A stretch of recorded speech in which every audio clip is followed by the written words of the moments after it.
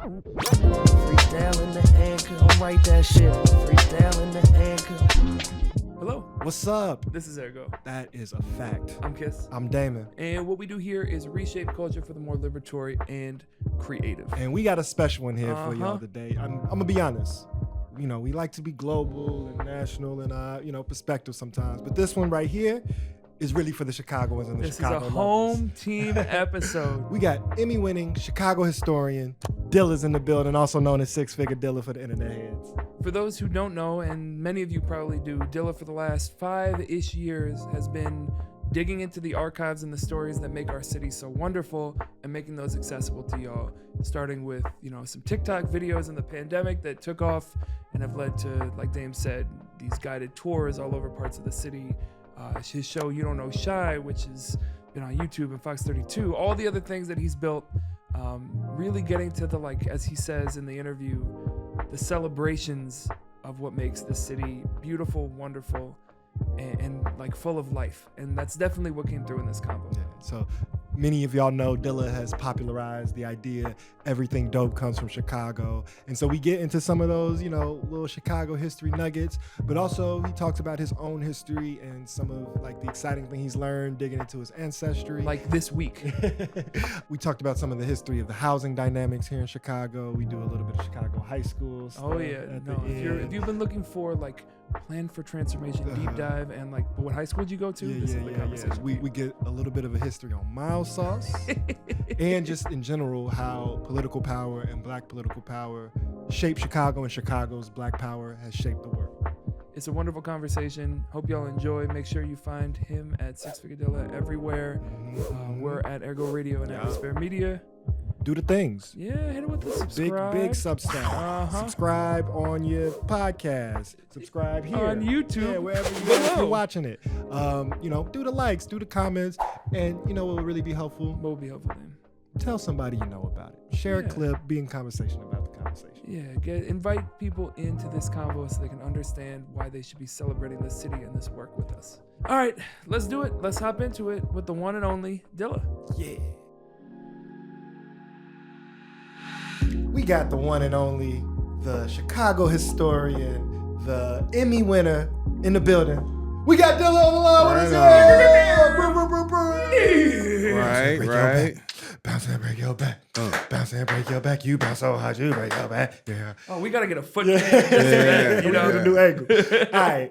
We're going to get back to talking about this ancestry because that's really interesting. But we have a tradition on how we like to start our conversations. It's a 2-part question. And it's centered around time. Yeah. So in this time, define that however you will, this day, this season, this hour, this lifetime. In this time, how are you treating the world? And how is the world treating you, Dilla?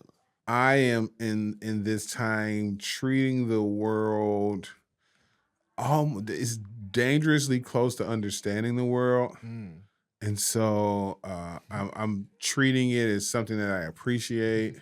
And at the same time, extracting the value that I see in it. It almost feels like I'm walking down the street and I see quarters and dollars and shit on the ground. So, let me pick that up, I've just been going down this rabbit hole of going through my family ancestry. So I did a partnership with ancestry.com. And so the stuff that has illuminated itself on my tree is really, really is amazing. So now I get to be extra bougie with my kids.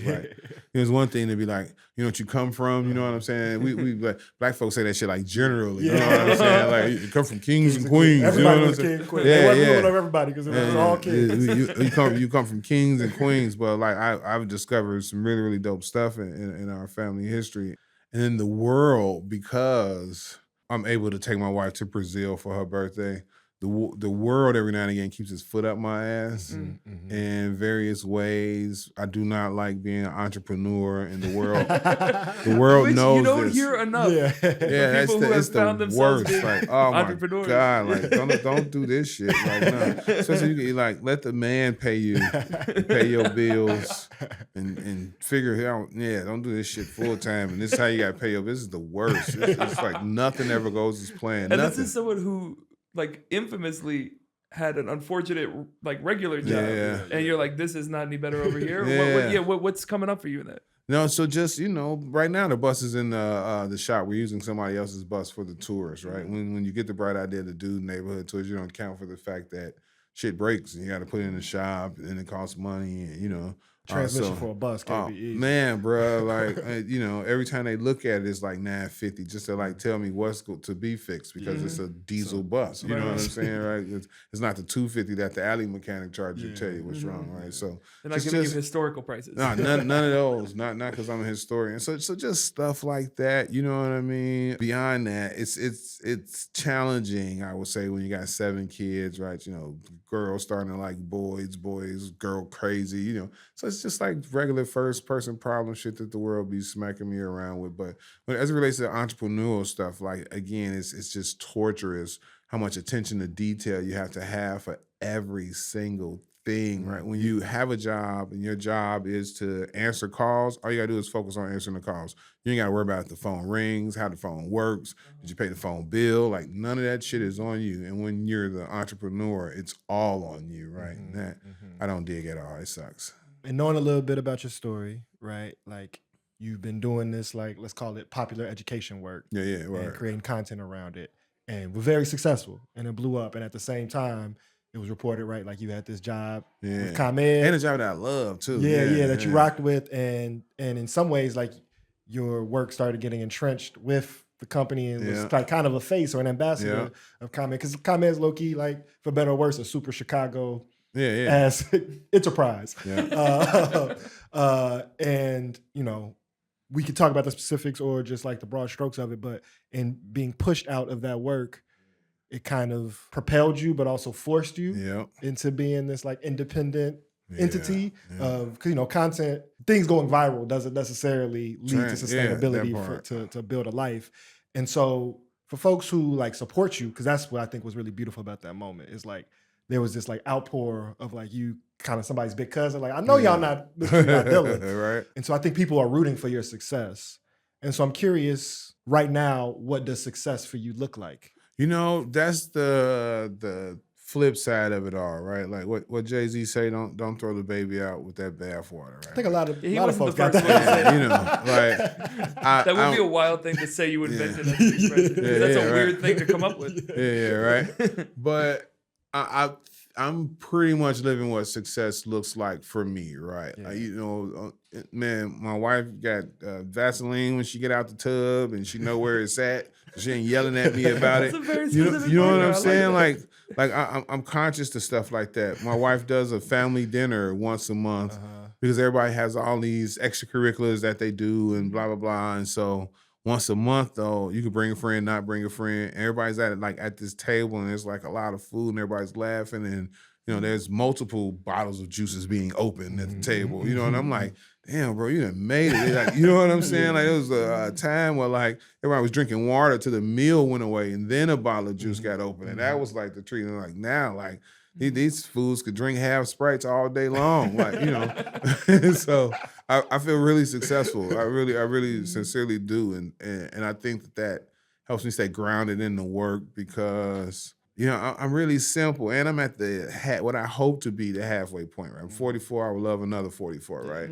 But 19-year-old Dilla would be besides himself that he got 100 pairs of Jordans in the house. You know what I'm saying? Like, that would blow his mind, right? Like, I had a 92 Cadillac Eldorado. It's burgundy maroon. You know what I'm saying? Like, stuff like that, when I think about the inner me, like my tail gets a wagging. And so, man, my wife, family, kids happy. I'm successful than a motherfucker. Beyond what this work has made possible for you that I'm hearing in that, one of the things that I think is interesting about what you do is it does feel like it's not just, let me tell you information, but it feels like in service of or in contribution to something. But you're not always saying like, this is what it's for.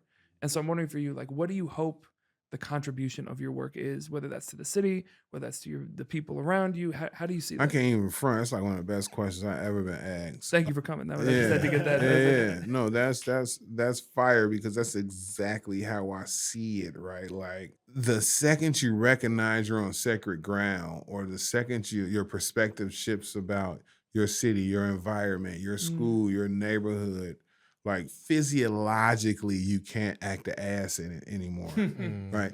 You can't purposely tell lies about the space without knowing in the back of your head that you're lying about Chicago, that you're not, at a minimum, you're not telling the fullness of the story about Chicago when you're regurgitating some bull stuff about our city, right? And if it has a name, it has a history. You go other places in the world, man, and if a kid is playing inside of the park and the park is named after such and such, they know who that such and such is, whether he's like this big national figure or not. And like for us, you know, people played in Hamilton Park, Ogden Park, right? Argyle Park, that's on the west side. Not Argyle Gardens, Argyle Park, that's on the west side, right? And ask them who Argyle is. Or you played bitty football there for 7 years running. You couldn't tell me right now who Argyle is, right? And so I do this kind of work for that reason, so that the average Chicagoan can have access to the history of his city and how they can use that history to propel them forward, right? If you learn that in Chicago, about 65 years ago, the largest student-led walkout occurred, right?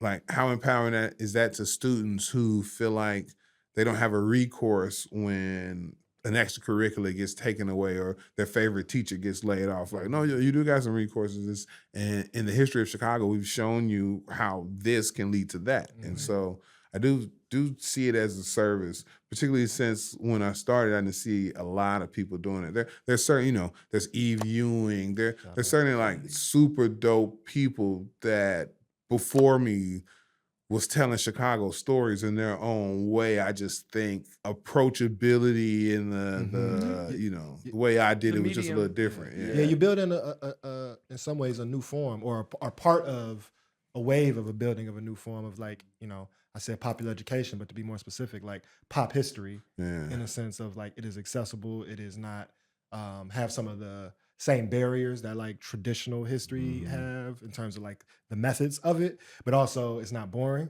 And it's not bullshit also. It's accurate. And so I'm curious, right? Because I think there are people that do Chicago pride type things, but it'll be about the hip hop or about the food or about architecture. But you found this historical lane, and you know, some of my like greatest mentors are historians. I'm thinking of Dr. Barbara Ransby or Robin D.G. Kelly, and it feels like something up on a hill that could never be attained. And I just like admire and appreciate their work. But yours feels very touchable.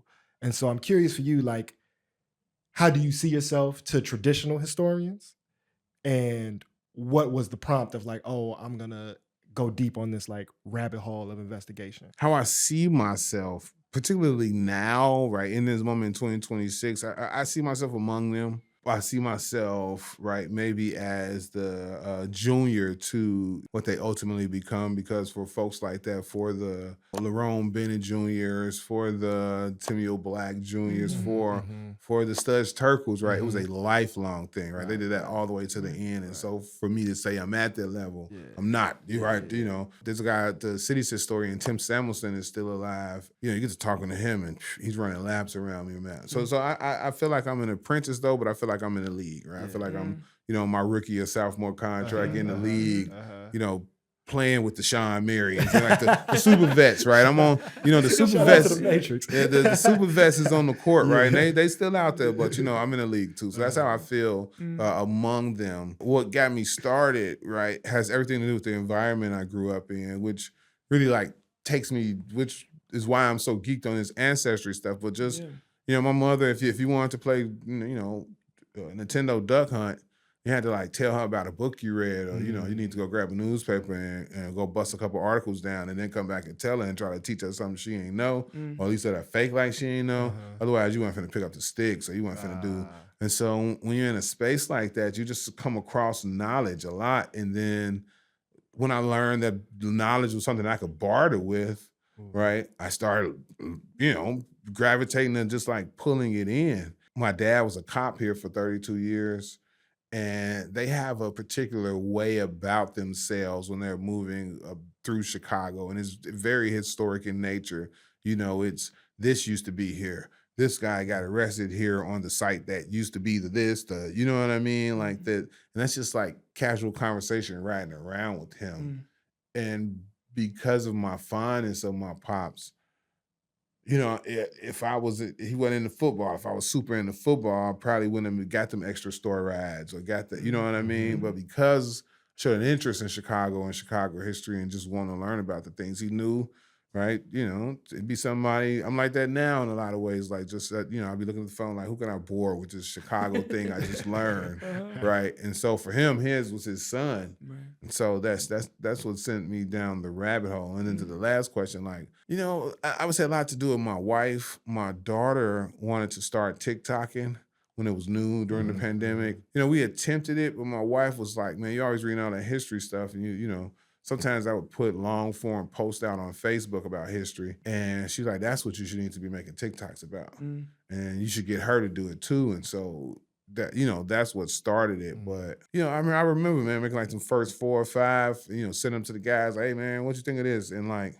my boy Larry, my line brother, man, I'm still insulted about it, but he called me and he was like, man, you made this? I'm like, what you mean I made this? Like, it's my face. You don't see, you know, this wasn't AI deep fakes yet. You know what I'm saying? Like, what did you talking about, bro? You don't like, see the face? Like, yeah, man. He like, man, who wrote this? I'm like, man, nobody wrote it. I didn't even wrote it. I just set up a ring camera and started going. You know what I'm saying? He like, nah, bro, this is cold. Like, keep going. Like, do one of these a day. And just how it happened. And so I'm curious, right? Like, how has, I use the word, but like, how has the methodology changed from that of, you know, it sounds like you had some Chicago books or, you know, some now nuggets, it's that. It's still that. It's still very much like, what that. does the research look like? It's still the way, because of the household, you know, my mother was a person that loved reading. My brother Terrence is a scholar. He's right now he's the pastor of the oldest Black church in Champaign County, right? And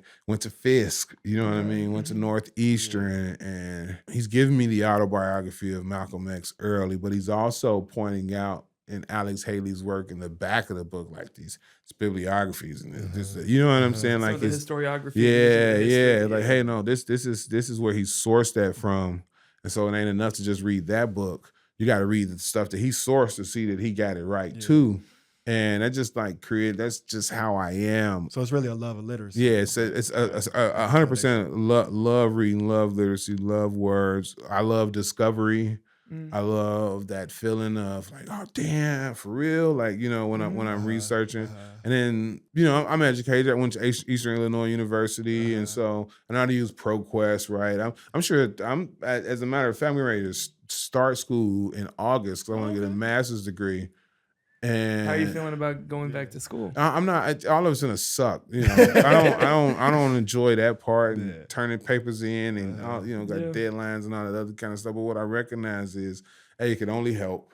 You know, because there is still well, I am pushing against the traditional rules of what a historian looks like. Right. I was just sitting on another panel not too long ago with both people were doctors, and like, man, I came off the court like I felt good about my game. You know what I'm saying? Like both of them had PhDs, and I still feel like I put up solid buckets. You know, like, well, and expertise can look like a lot of different things. Yeah, man, and it's how you communicate. That, and we acquired it the same way when I sit and, you know, like, no, we went to a physical place and went through archives, or we emailed archivists and asked them to search up this and have them send it to us. Like, I did the exact same steps they did. I just didn't turn it into nobody, right? I did all the work just to give it to the world for free. I didn't do it to put it in a paper, right? You know what I mean? But at the same time, there's a part of the world that operates that way that also has other history. And so it's again, it behooves me to tap into it and go get educated in that manner so that I can only bring more history to the public, right? So I'm hearing this like comfort or joy of inquiry, right? You're talking about like that moment in the archives where like it lights up for you. Yeah. And I'm wondering, has that always been who you've been? Like as a kid, were you the curious kid, the one who like needed to find out for themselves? 1,000%. Just all stages of my life. It's been, you know, what Nipsey Hussle say, man. Preparation plus opportunity equals success, right? He said it in a different way, but that's what he was saying. And so if we're going to Gurney, I want to know who the hell Gurney is, right? Gurney's a businessman from Chicago. My grandpa's other half of his family, right here. He had 2 different families, but one of his families lived in Gary, Indiana, right? That's Chicago Also history classic right there. Chicago history. Right. Who grandpa did have 2 different things. Right. Both sides. So, and going to One of them got 3 actually. Yeah. Who was it who had that joke of like you can tell the economy's worse because you can't afford to have 2 families? That part. So, and just I always wanted to know what something was, or the history of the thing, and then when I get to college, I pledged Omega Psi Phi, and Black Greek lettered organizations are very historic.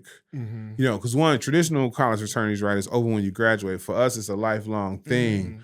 Which means you're gonna interact with some dude that was in college in '75 and pledged the frat, and how we are in any kind of social setting, right? There's an hierarchy, there's a decorum, there's a way that things are done, and so in that world, if a person came to me and was like, "Yeah, I'm Nate Anderson," and you could say, "Oh yeah, y'all was on Spring '71. Nice to meet you, Nate." Oh man, you know what I mean? Like, what did you just do for that interaction? And then it turns out Nate's the superintendent of schools of St. Louis. You know what I'm saying? And like, so now you're really off to the races on this frat stuff. And so again, learning that, I don't know, really, I think right now in this moment is when I found the verbiage of it, which is insane. But again, like at some point in my life, I figured out that knowledge was something that I could use as a bartering chip to get things that I wanted. Sometimes good stuff, sometimes trifling stuff, but knowledge, and sometimes even when I didn't have money, I could use the knowledge I had to get the same thing that I could get for money. I'm wondering if you feel a tension, right? Because I'm hearing like you had this lifelong inquiry that was then fed by like this household of literacy, right? And like you still in the books, you're still in the archives, and your shit is solid in terms of how you are fact checking it. But then we are existing in a world where so many people are getting their information not from books, right? And so how does it feel for you as someone who is like taking on the responsibility of carrying history, but like in the TikTok, Instagram, real space of people are kind of coming to you and not retracing the steps, right? It's such like, a heavy going to the source. responsibility. One, even in that, which I'm becoming aware of. People not reading books, Right. So one, I'm screaming at them even when they come to me to get the history. Here's the history. Go fact check me in this book, right? Like that's the that's how I'm coming across with the information too. But also, I certainly feel a responsibility. I call it like balancing the equation. Right? So many people putting bullshit out on the internet. Right? The internet will lean to bullshit if not enough of us who are able to put out non-bullshit. You gotta on the like internet. contest the space. Yeah. It's like my wife's a chemist. She's a master's in chemistry, and she's like, man, to get the chemical reactions, you gotta have the equations, and what you do to one side, you gotta do to the other, or it won't balance. So I want to, before we get to some like Chicago specifics, you were talking a little bit about this, doing the ancestry.com side, and I heard also when you were talking about the contribution of this, there is this like establishing lineage that feels like part of that, of like, oh, you're facing a thing, other people face something similar in the past, we can learn from that. But this is a very like tangible lineage. Like this is understanding your family. What have you found? What has that done for you? It's the whole house is sick of me the last couple of days. Like this is fresh off the press. Oh yeah, man! Like last week or something. In the last like you don't know us. Right. In the last 7 days, I've discovered some really, really cool stuff. And my parents are no longer with us, but if they were, I would call my mother right now and I say, Mama, you know how you kept telling Daddy your side of the family was way better than his? He was right, Mama. He was damn right. He was lucky to be mating with y'all. If this was Game of Thrones, they wouldn't have let his house even come near y'all. My mother highborn than a mug, right? my dad is Bronn, right? Like flea bottom. Yeah, and that's how this he is got. Also just a very exciting moment for you both. Like deep Game of Thrones. Chicago. He climbed his way to the top. My dad got there the rugged way. So tell us about your house a little bit. But my mother's house. I'm certainly Sir Dilla. White guy in Virginia named James Jackson in 1818. Okay. Now, 1818, as you know, is far as hell away from the Civil War, right? It's not even a thought that that's going to even be a thing. Illinois is the newest state in the Union in 1818, right? In Virginia in 1818, James Jackson gets like this spiritual awakening. And he decides that it's unjust and unchristian for him to own anybody and not let them get paid for their labor. And so he freed Patty, which is my 5th great-grandma, and all of her children. Now, he made those children. Okay. Right? Okay. So he was freeing his kids. Wow. Right? So, we'll give him like 50% points on that.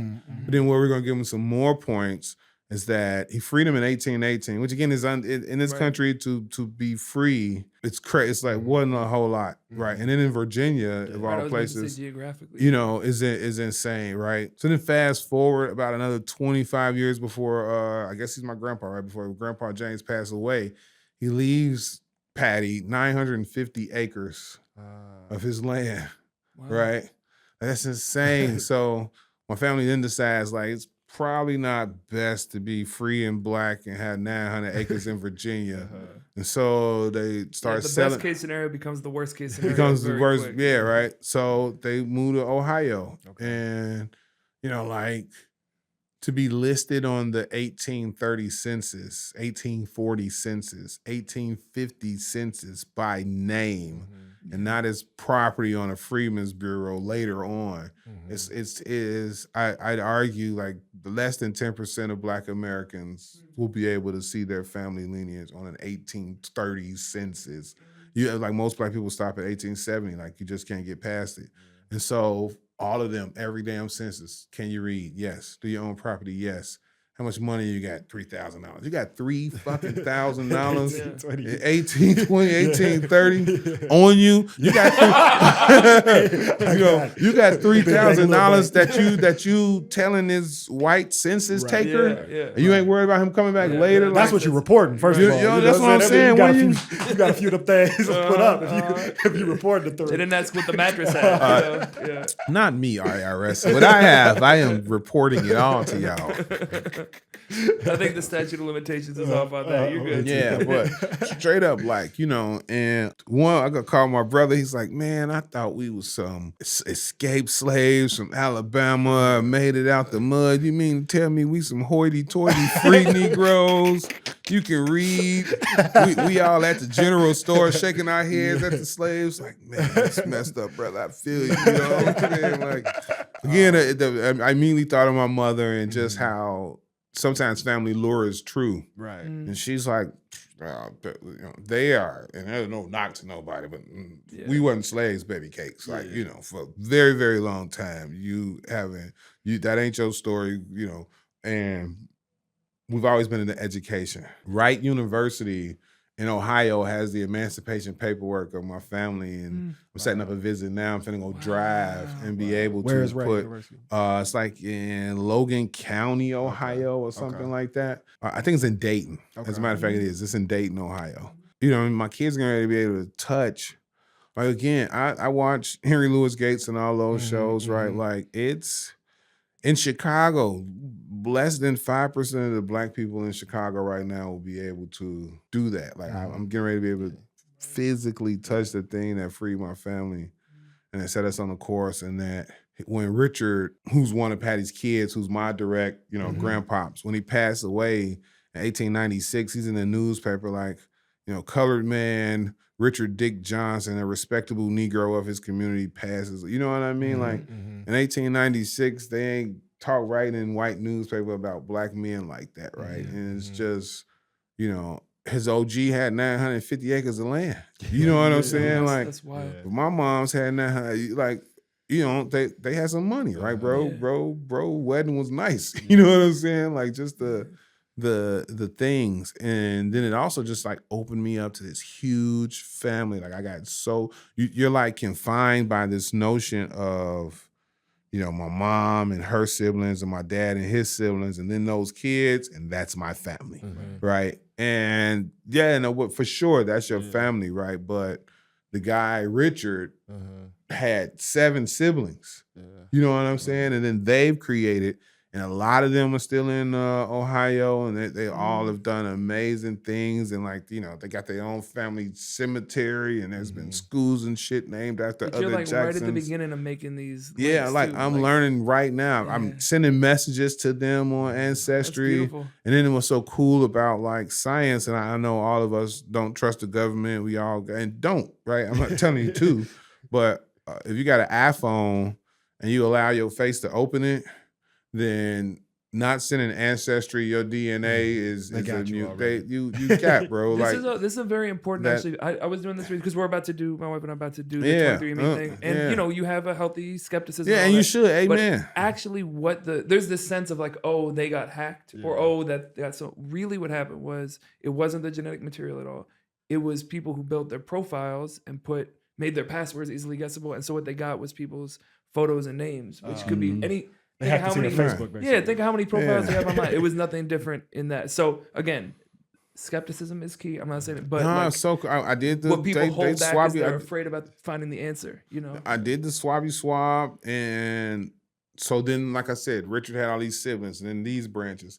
I see my contemporaries, and I see that the DNA says with third cousins twice removed, whatever the hell. Like we shared like this, you know. So I messaged him, hey cuz, I'm like, man, we need to plan a Jackson family reunion. Like, man, we haven't been doing it lately, but we used to do a really, really big one because like this was a very important black family in the state of Ohio. I'm like, oh my God, like just to, you know, it's just been, you know, filling me full of pride. And then the daughters that are born are picking husbands. And again, so just as we cascade down to my mother, like all of them own homes, and all of them could read, and you know, all of them, their obituaries say deacon this and this, you know what I mean? Like they were people in their day who wanted more and had opportunities.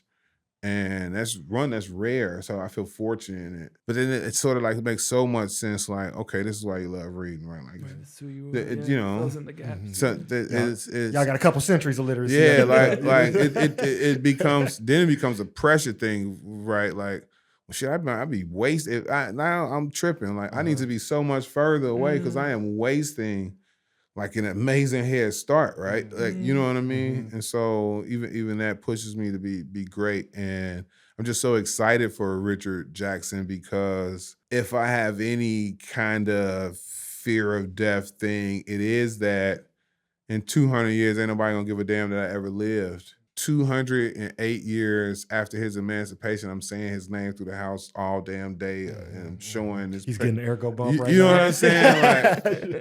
Like bro going crazy right now. He doing numbers. Q score through the roof. Yeah, and that's something beautiful for me to think about. I hear the pride in that, and I think I'm feeling pride as like a through line of this conversation. Like when you opened up the contribution you named, more or less is like be proud of your home. Yeah. Right? You said you won't show your ass in somewhere where you know the history of. Yeah, it's grandma's front, right?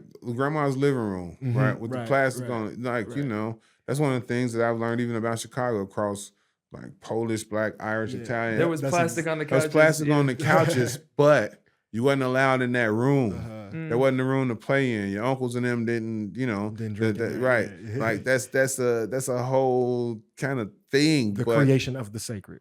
But then when you learn that God's grandma was a woman, nobody would give her credit. She couldn't open a bank account. So the only thing she could get credit and do on her own was house shit. So she went to the furniture place and bought the best furniture that she could afford, that she could pay without going to her husband, her little $2 a week. And she finally paid that shit off and she was proud of that shit. And you might not have never known that story, but your uncles and them knew, and that's why they kept your ass out the living room. Even when she wasn't around, even later on when she passed, right, like that.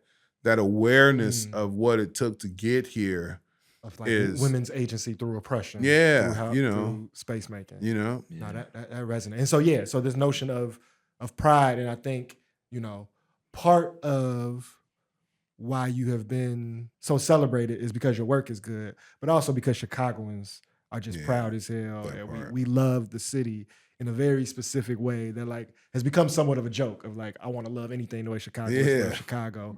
But I want to like define it a little bit or how your love has been shaped or changed through your work.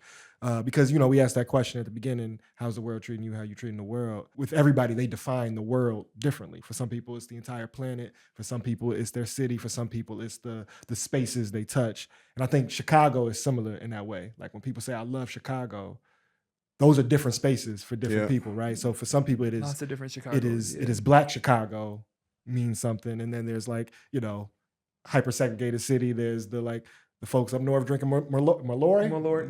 I don't even know how to say it, right. and like mad about ketchup on hot dogs and stuff. And so I'm curious for you, like, how do you see Black Chicago as a microcosm of Chicago at large, and how has the specific history of violent segregation balance up with this pride we have through your studies? And it's certainly that too, because right, it is a very segregated place. It does have crazy over and undertones of racism in its history. And so on the outside, it's like, are you proud of the place that invented redlining and race covenants and these all these things? All that, I think it's that word you just used, a microcosm, right? Chicago is like the pure kind of under the petri dish microcosm of American society, and I just choose to focus on the parts of it that we got right.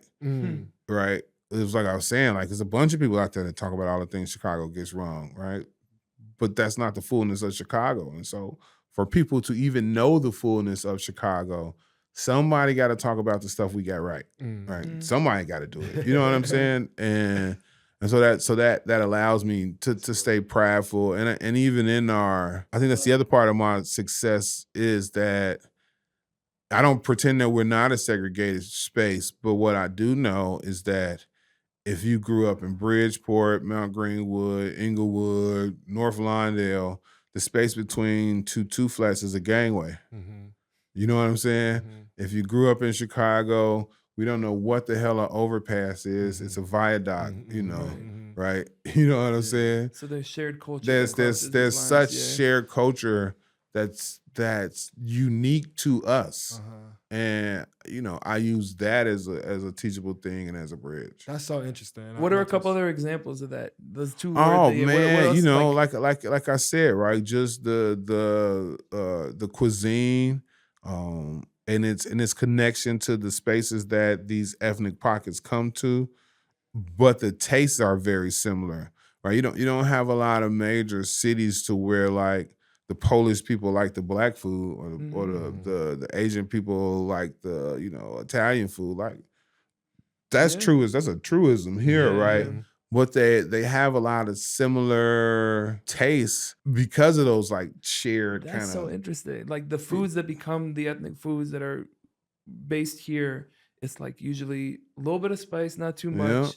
A lot of salt, a lot of cheese. Got something to do with bread. Yeah, there's a solid bread under there, Yeah, and some of that is like just the Americanizing of it, but it's also like this is what the palate here is looking for. Yeah, we got the stockyards, and you know what I'm saying? Like there's these shared outlets that we pulling these ingredients from. Like a high school thing is another. It's not whether you Black, whether you white, whether you whatever. What high school did you go through in Chicago, right? That is because the high school connects you to a neighborhood, and that neighborhood brings a lot of civic pride in these spaces. That's something that we all share. It's not bounded by any particular ethnicity, right? I love this idea of like we all say "ka." We do. That's true. It's a different flattening of the A, but the A is getting flattened. The A is getting flat. That's funny. So what I'm hearing from you is that like the nucleus of it is celebration. Yeah. Right. And I love that because when I think that's what distinguishes you from the proverbial people on those panels. Like I don't know those people specifically, but what the traditional academic, they're like trained to take out their passion. They're trained to be very like cold and sterile and objective, informative, about a thing. And like it's not about interesting writing. It's about how you get these fact points down. And so like I love that your like self-guided study was able to like have a different approach. Yeah. I'm looking for the celebration. Yeah. And so for you, right, like I wonder what made you more proud, or what is something you found that surprised you that actually made you want to celebrate this place more? Everything. Every single time I discover a new anything, right? You know, we used to the South Chicago neighborhood, right? Our sort of quote unquote East Side. They had a traveling football team, and some kind of way they convinced George Hallis to have an exhibition with the Bears with this neighborhood, you know, bunch of drunks, you know. Grown man That is AAU not, team. not a sport that I would want to go up against. Yeah, with right. girls And of too. course It's like, we they can play get- softball. Yeah. I think, And I'm not trying to of course they get crushed, but like little small stuff like that, like just makes my like the fact that they had the gumption to pull stuff like that. But I was talking to the when I was talking to the Bears about that, I also discovered that they had this thing called the Negro All Stars, where it was a HBCU, so a bunch of black colleges there were no black players in the NFL. Rarely did they get scholarships, like Alabama and all those places was still segregated. And so what they put this all-star team to do is to challenge teams to barnstorm, and then you see that they're good, and you're like, oh, you know what, maybe we need to change our policies kind of thing. And no, all the NFL teams said no except for the Bears. And they played at Soldier Field. This is when the Bears were still playing at Wrigley. But they played at Soldier Field, and the Bears whooped their ass 58-0. They gave them a chance. You know what I'm saying? And just stuff like that fills me up with pride. Like, man, you know, this my city that this type of historic events go on and happen in. But this is dude, I was just talking to the chief of police. Not that, you know, I'm supposed to, I wasn't snitching on nobody. You know, you gotta quantify when you talking to police. But I was talking to Commissioner Snelling, and there's this guy named Lieutenant Childs. He is the first black in the country to become a lieutenant for the police department. But because he was black, none of the white cops, it's like 1917 or something like that. They're not finna listen to no damn black lieutenant. So they couldn't put him anywhere. Like, he couldn't go to any district because nobody was gonna listen to him. And then you can't have people not listening to a lieutenant, like, you know, that whole shit work on chain of command. So they put him in this new created shit called the fingerprint department. Right, it was brand new technology. He ain't gonna supervise nobody. The first murder ever solved by fingerprints is solved in what city? Okay, you know what I'm saying? Like pride, bro. Like, see, like, man, you know, those kind of things. Just be like, see, this is why I'm from this place, man. You know, I'm unsufferable in the house, bro. I'm born and raised in Chicago. And my people been reading since the 1820s. Bro. Like, I don't know, like, no, like, if there's I'm usually like over humble because, you know, life is short and none of this shit go with you, and you know, you ain't better than nobody, but I'm a little better than the other people in my house.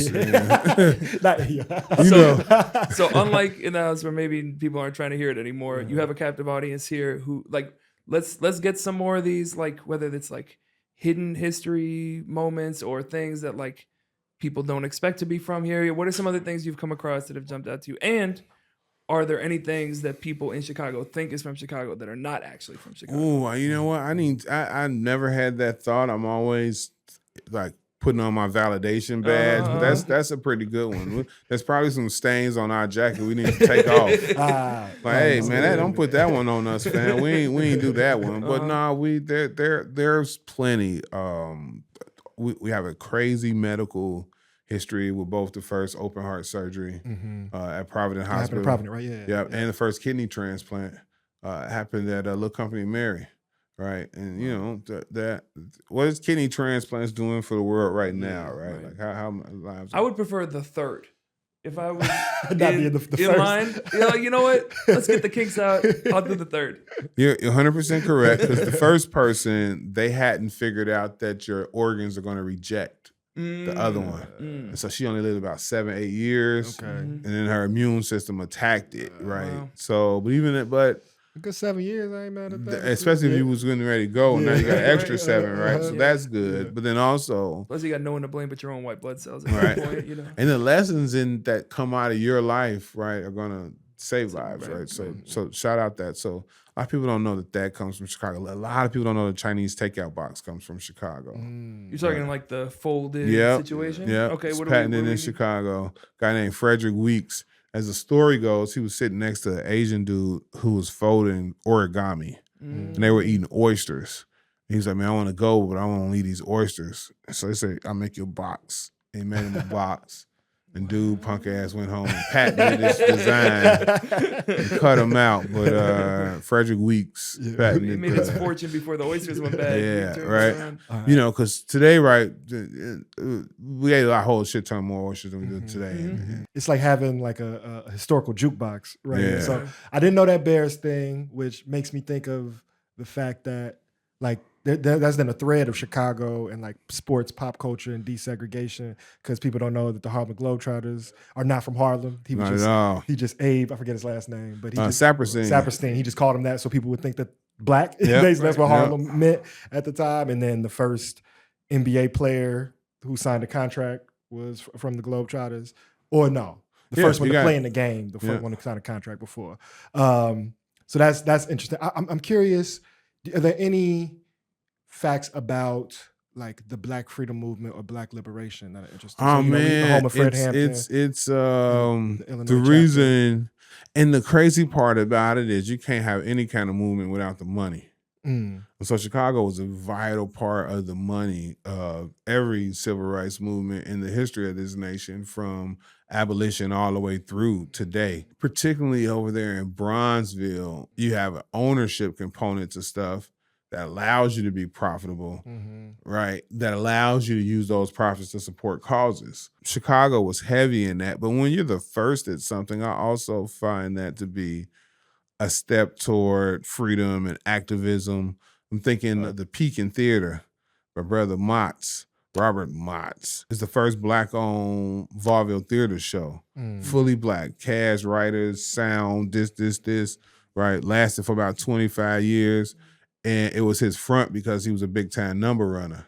That's what I wanted to right? get to. Yeah. So that kind of stuff, you know, is powerful in the vein of, I mean, like, what does Joe Louis mean to Black Americans now? But imagine what he meant in the 30s and 40s. And you don't get a Joe Louis if the Jones brothers don't buy him out of his mob contract. And he becomes the second Black heavyweight here in Chicago at Comiskey, right?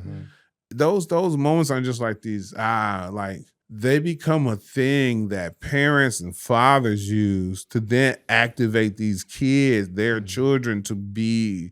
And then those kids do. And then you get a Robert Lawrence who becomes the first Black astronaut, right? When you have access to a little bit of paper, or you're surrounded by a community that does, there's a freedom of FU that allows for. And so that's why we're home of the Pullman Porters, right? That's the granddaddies of the civil rights movement.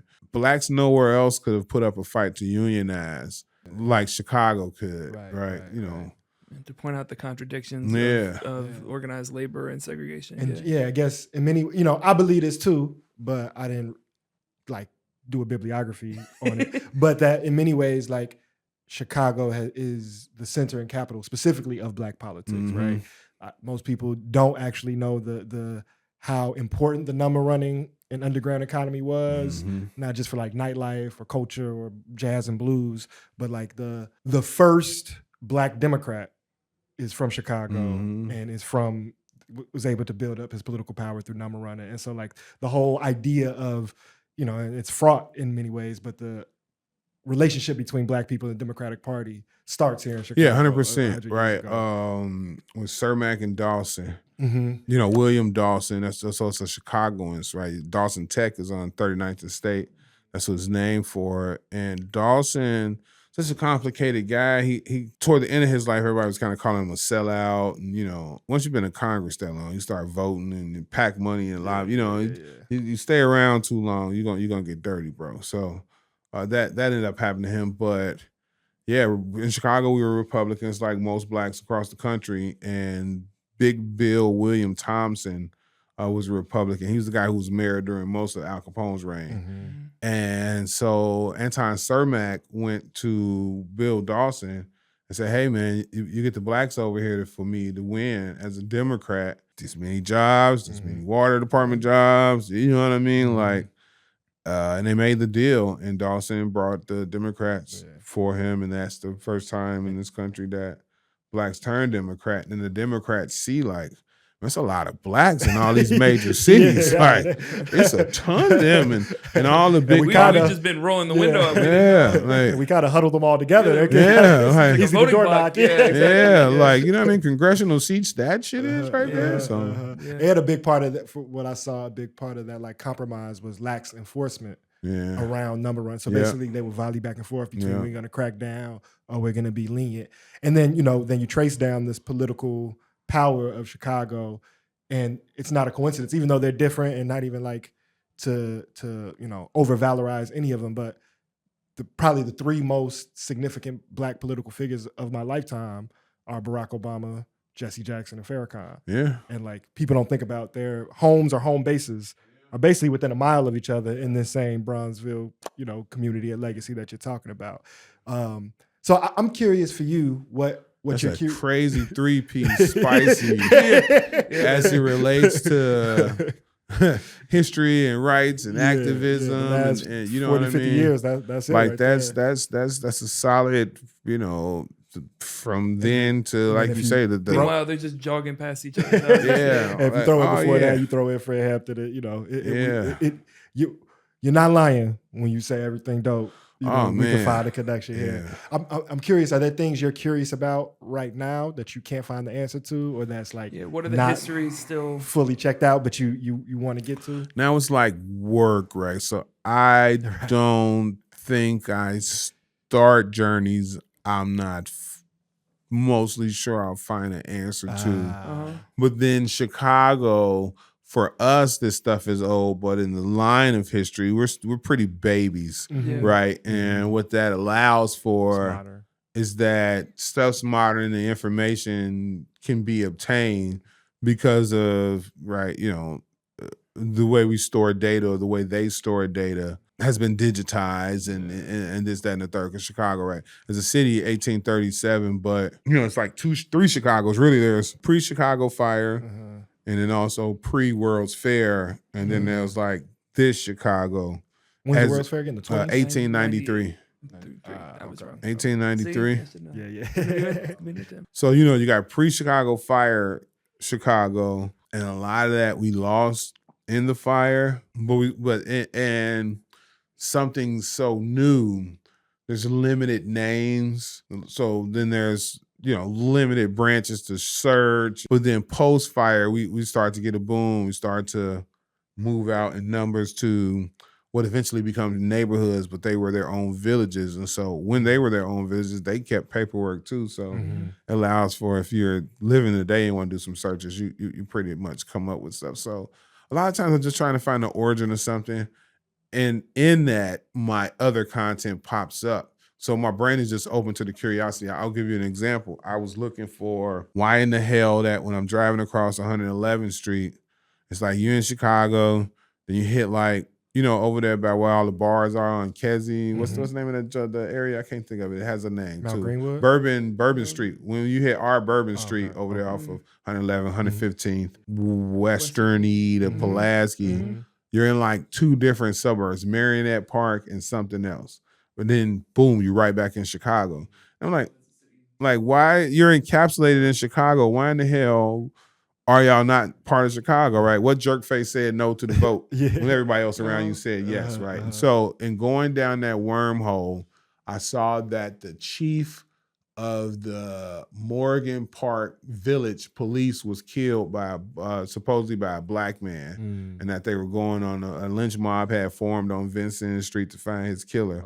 And then that sent me down the wormhole of, well, damn, how long, so now I'm looking up his stuff. And then now, how long black people been here? And so, now who the hell is Morgan? So, Thomas Morgan's got to kind of set it out. Now, Rotary International gets founded in the home of somebody in Morgan Park. Like, you see what I'm saying? And I ran down all these other wormholes, but I document them in my own way. So I might be just taking some notes or highlighting or screenshotting and throwing in some folders. But everything on that whole long journey has importance to me.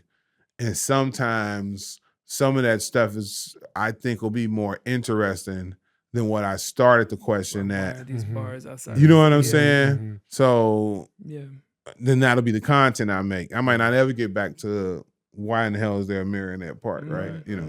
So that's what typically what happens. And because the benefit of then versus now is so fewer distractions that everything was news and the story. And, you know what I'm saying? Like somebody won a Green Thumb Award at the elementary school. Like shit made it to the newspaper. That's You know what I'm saying? They should have just called it "Something Happened." Right. Yeah. So it helps. As we move toward closing out, I'm thinking about the kind of power that you spoke to earlier of when you know that things, if they have a name, they have a history to them. Damon was speaking to like the misinformation side of it, but also just like erasure of history in our, whether that's in our political structure, in how history is being, pushed to be taught, but then also like the physical erasure that happens in the city.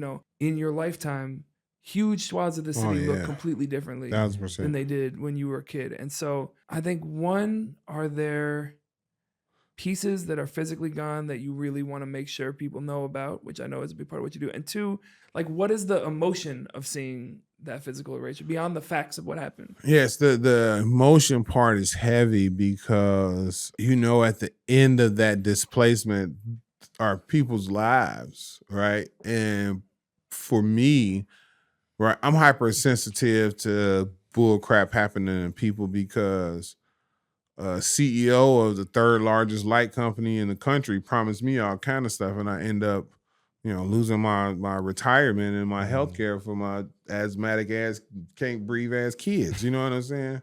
I mean, we've been reading and we've been eating inhalers apparently for generations now. It's good to know what you carry. Right. And then it was hard to carry because you couldn't breathe. So when you're reliant on the promises of those in charge, and those promises don't come to fruition, and not just that, the opposite of the promises come to fruition. I'm thinking of the plan for transformation. That has a heavy toll on the lives of those who are affected, and it restarts people's lives, and it affects the young people in those networks, and then they end up in cycles of messed up stuff due to no fault of their own. So I feel all that when I drive down state and the Robert Taylors are gone, or And then to your overall point, you're gonna look up in 50 years and it'll be a blip in history. Oh yeah, Robert Taylor was here, and then this new development came. And it won't be any discussion on the delayed maintenance.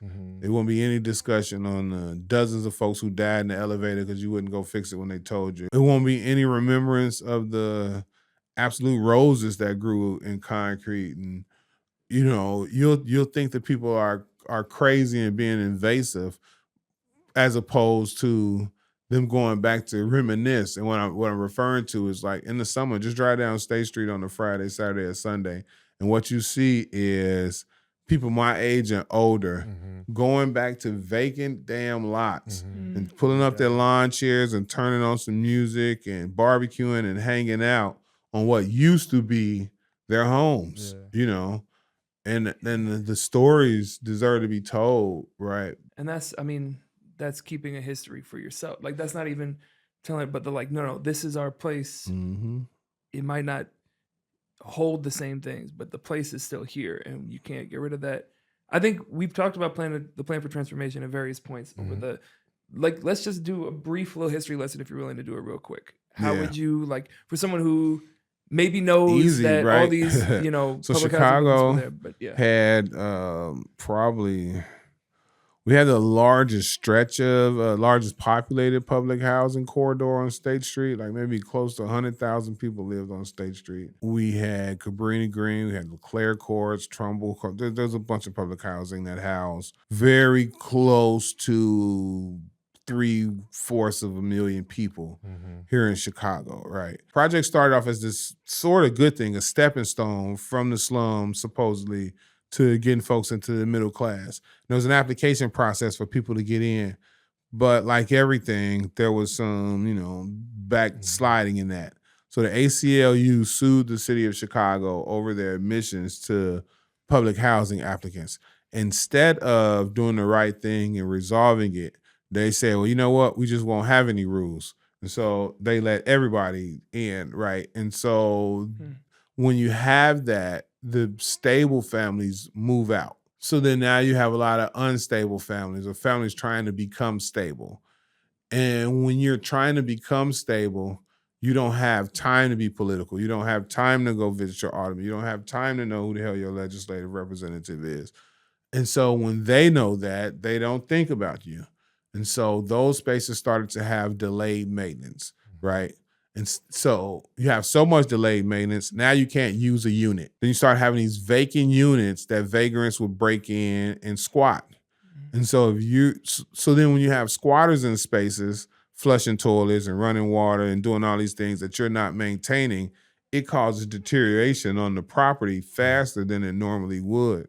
And so we have that process going on until we get to about 98. And correct me if I'm wrong, also part of it was that there was this enormous budget push to build these structures, but also there wasn't commitment of the money for the maintenance. Oh yeah, 1,000%. It was a money grab at the top, right? The federal government was promising money under urban development, and developers in the cities saw an opportunity, right? Like, we're gonna pay you to develop it. You're gonna give me more money back door. It was a huge money grab with the urban development. Plus, it's freeing up all this other land for new development as well, where people were living before. And so it's a land grab, cascading through what I just explained with the delayed maintenance and vacant units. And then you got people putting more pressure on a system that you're not maintaining. So then the system starts to crumble. So then HUD in about 96, 97 finally says, like, hey, we're not going to keep giving y'all this federal money for y'all to piss off. Look, we've given you billions of dollars since the 60s at this point, and this whole experience and shit, y'all been pissing this away. You also start to have like a lot of public attention to it, right? The rules are starting to change. Bids used to be backdoor, and now the bids get put out in the open, and now you're seeing folks bidded to replace the elevators. They replaced 2 elevators and, the other 12. So through the course of that, federal government says, hey, through a consent decree, HUD takes over CHA. And then HUD says, you know what? We can't fix none of this shit. We just finna knock it down. That's basically their plan of transformation without any understanding of future promises from developers to rebuild on those sites, without legislative promises that money would be earmarked to build on those sites. But it was in many ways like rolled out, or the PR of it, like were it was, these promises yeah, of these amount of numbers of replacement units. Yeah, something like 6 out of every 10 people will be able to come back. And even in that, though, what they didn't mention was that, like, how they plan on striking down the people on those lists. Yeah, so people have been on waiting lists for years. Yeah, you've been on waiting lists for 10 years. Then you get ready to then you like almost at the top. Your son was 6 when you got on the waiting list.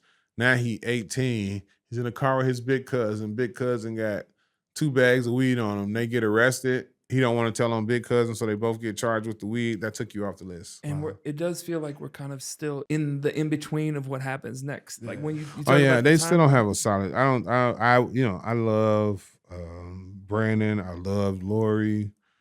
I ain't too mad at JB. I don't really see that they have a plan that includes the return of 100,000 Chicago residents. And the longer things take, also even if there was a good faith attempt, the more complicated that gets, because people have bigger families, people have dispersed to other parts of the state or other parts of the country. Coupled with the other stuff, right? So Granny's the anchor of every family around here, black, white, purple, or green. And if you've been displaced out of your neighborhood, where your doctor was, where the people you trust, where the neighbor would check on you and say, man, your ankles are getting a little swole, baby, just don't eat so much stuff, your blood pressure, go check it out. Like, absent all those things, these anchors, life expectancy shift, and they pass on, and then the awareness that you are owed a space back, that something goes away. So then there's that too, but then you don't want to return to this space without this vital part of the space, right? So then you end up giving up the space. Like, it's a dirty game. Just want to shout out, I don't know if you know him, but Dave Stovall, a phenomenal professor at UIC, just released a book, Engineer Conflict. And so if you want to like know about this false promise of the plan for transformation, or how education, housing, and policing policy leads to this conception of Chicago, South Side, West Side violence, his new text, we'll probably have him up here soon, is a good piece on that. All right, I got a few quick ones. So if you could have any nugget of history you found be the source of a poorly adapted, or not sticking to the facts, but like Based hot- on a true story? Yeah, based on a true story, biopic or film. What like Chicago history Man, would you I like to got see one on and the we screen? should do it too. And somebody gonna hear it and they gonna do it, and my soul gonna hurt. But the taxi cab wars are the funniest things ever. And the only part that ain't funny is actual people die. Yeah. But it's hilarious, Tell us about bro. the taxi Like, cab so wars a little bit. a guy in Chicago invents yellow taxi cab. A guy in Oak Brook invents checkered Okay. taxi cab, right? Mhm. We know these two Yep, companies. This thing of cars and cabs and not horses and not street trolleys is all new. Right. And so the yellow cab guy convinces City Hall through bribery that you need to have certain medallions to operate a cab in certain areas. And because he got the juice, he gets the loop and the other uptown, all this other stuff. And Checker gotta like get the surrounding area. So they ain't making no money. So the Checker guys decide like, you know, this is pre-air conditioning and car days. So the cabs will find a street and park, everybody get out the car, let the windows down, you know. So they chilling, waiting to get called. Checker say, you know what? If we throw stink bombs in their cars, then won't nobody be. While they dealing with that, we just gonna go downtown and say, forget them damn medallions, and we'll take the fares. And so they do. They go down the street, they throw stink bombs and That's all what we that. call the first idea. Yeah. Right? Oh, look at that. What Real do we do? A hijinks. stink Yeah. bomb. They threw stink bombs in all the cars. They ain't know Yellow Cab was about it. So Yellow Cab say, go to the Checker headquarters and blow that mug up. Nah, damn. Forget stink bombs. So then they Just blow bomb it up. bombs. And on the way from leaving blowing it up, the Checker guys bust at them. So Yellow Cab bust back. And from that day on, it was on. And when they saw each other, like Tommy Guns, cab drivers, like if It's also a crazy Checker, because they have to be driving around. It You was can't be a- like, oh, I'm just you going to stay in the outside. house. it was a 9-year war. 11 cab drivers died. Like 13 were shot and wounded. Dozens of explosions. Countless nostrils or something. It was, and this is all going on during the Al Capone era. Right, that's why I was wondering how that overlapped. So was it connected or was people No, just cosplaying nothing. like they Like- see how they do it and so we finna get down? like that. No, it's like two independent arms of just the same kind of groove going on. Like the guy at the gun store buying his Tommy gun, like, yeah, you with Al Capone, yeah. Then the other guy come in, you too. No, man, I'm with Yellow Cab. I don't know what they over there doing. I need this shit for something else. And like they was like going at each other. It was crazy, like bombing cars. The dudes, so it made it to where like Checker couldn't come in the city at all for a little while. So now they even more mad. You know, they'd come in the city wearing disguises and flip over the cars. Like it was crazy. It got so bad that the city council said that the creator of Yellow Cab had to leave Chicago. Damn, he got exiled. Yeah, he got exiled out of Chicago. He went to California and he started another company. Damn. What I've never even heard of that. Of like, we're not You going to know what charge his you. name? anything. You gotta get out of here. You know what his name is? Nah. John Hertz. Oh, damn. What Hence color the is yellow Hertz? Hertz. What color is Yeah. Hertz rental cars? Okay. I feel like the only two Yeah. people I've ever heard get him and Keith just got the go Yeah, down for you. but Just that to was get out of here. informal And de illegal, facto yes, yeah. exile. No, there's another get the hell out of Chicago Who? too. What was his name? Is coming. Yorkseys. Okay. He's the guy. So what's the loop in the trains now is CTA. It was like 5 independent companies, okay. right? So Yerkes is the first guy that kind of buys them all up and make them one. Okay. And then from Yerkes company, it becomes something else, and then CTA. Okay. But if you get all these private train companies to come as one, you obviously, Yeah, that's you that's know, power. you right got there. you got some power. And so he was seedy, and you know, even though for a little while they was all one company, he outwardly still pretended that they were 5 companies so they could be in fair bidding wars with each other. So he could run the money up, you know. So he was one of them. Okay, There was a okay. bunch It's of like, dealings and get your ass out contracts of here. like that. So Chicago gave him one of them, like, hey, you know what? Just get You the gotta phone bounce. somewhere. Skedaddle. Like, The old skedaddle clause. I have a little game I want to play with And you, then we'll close. but one I'm gonna sneak in there Okay. because this came to me. I would be We be got remiss if I didn't ask the Chicago historian. What history can you tell me about Chicago mild sauce? you know, The things we need to know. yeah, it's a combination. So before it was called Mambo sauce, it branches off from that. Okay. So it was, we like to say it was they had original factory in Bronzeville. I can't find the address, but then they moved their new factory to like 78th and Halsted. Okay. Yeah. Yep. And so they had a chicken shack and they wanted to serve something different than hot sauce, right? Wasn't even really doing ketchup. Everybody was just doing hot sauce on their chicken. And they come up with this sauce. It had a name prior to mumbo sauce, but then it becomes mumbo sauce and it goes to the East Coast. Yeah, because DC, they have that. Yeah. But then here in Chicago, right, again, what I say, right, like you either wanted like barbecue, which was super tangy, or hot sauce, which was hot, Right. or that mambo kind of shit, which was in the middle, or mild. And then that's how we start calling it mild sauce. Okay. All right. Thank you for that. I appreciate But you haven't found where the factory was So yet? we got Bronzeville, not the original Bronzeville. Bronzeville one, no. Okay, but 78 for Halsted is And the family that they used to sell it like commercially, mambo sauce. And Okay. the family's very proud of that. Right. And Harold's is the biggest and longest running black Yeah, restaurant chain? in Chicago history for sure, and one of the first to franchise, 100%. Yeah, you yeah. know, All right. Harold Pierce. Shout out. Yeah, his Shout out. daughter just I passed. know man. that broke Shout my out heart. Man. Diane. That's a real. We were that's a just real reading Chicago about tragedy. there's the guy who had the butcher shop around the corner, and they like had like a deep friendship, and they were like, Yeah, oh, Gene Posing. Yeah, that's like I want to that. know about that. You You like- know, as you you like can imagine that. Why? Yeah. I want to know that relationship. I'm proud of me for that one. Right? That was good stuff. Gene Posing has distant relatives that are still around that are also very proud of that relationship. He's a Jewish guy, and for a long time, you know, like that's why Maxwell Street is so important to all ethnicities. The Maxwell Street in Bronzeville were like Jewish ghettos in them, right? They had nice bars too, but they also had the poor sections. And then those Jewish poor sections would be the places that blacks landed when they were coming up from the South.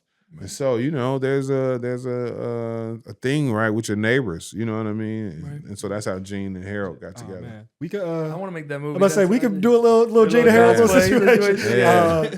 All right. Little Halloween, you know. So I have the most Chicago question to ask you, Damn, and then we're that's gonna a build good off of it. What high school you went to? Oh man, I went to Calumet High Went to School, Calumet. School for the Moles, and nicknamed me K-Rock, so they leave me alone, right? So you went to Calumet. I went to Calumet, got kicked out of Calumet, Okay. and then went to an alternative high school called Olive Harvey Middle College. Right. What are the 3 Chicago high school archetypes that either you or other Calumet folks get along with the most? Chicago high school astrology. Uh-huh, is what uh-huh, I'm hearing uh-huh, it is. you know. Like, oh, Yeah, this so signs line up. Simeon so close, they kind of are rivals, so we don't really J not get down with Simeon. with the Simeonians. But because they had the Battle of Vincennes, Julian we got along with, because Okay. Julian didn't get along with Simeon. Okay. And then we were very, very close with our CVSers. Okay. So like Okay. Calumet and CVS folks are very similar in their style of dress, their talk. And then believe it or not, Lindblom. Lindblom, my pops went to And that's because some staffing early kind of either like the vice principal from Lindblom came to Calumet, something like that, but he brought a Lindblom culture over, you know, for a long time. And even today, Lindblom was like a pretty good school to be going to. Quiet goat of the CBA. Yeah, right. And then so they also brought the dancing team. So we had a House of Maddox in phase 2 inside of Calumet when I was there, and that. So those are like So like for somebody who's not from Chicago now to invite them in. If somebody went to Calumet, they what? If somebody went to Julia, they what? If somebody went to somebody went to Calumet. So I try hard to avoid the street politics. But that was gonna be you have to, but lead it that was to gonna it. be my immediate answer though. Like man, like somebody went to Simeon, they folks. Somebody went to Calumet, they're Stone. Somebody went to CVS, they're Stone. There's a good chance that there's Stones at Julian too.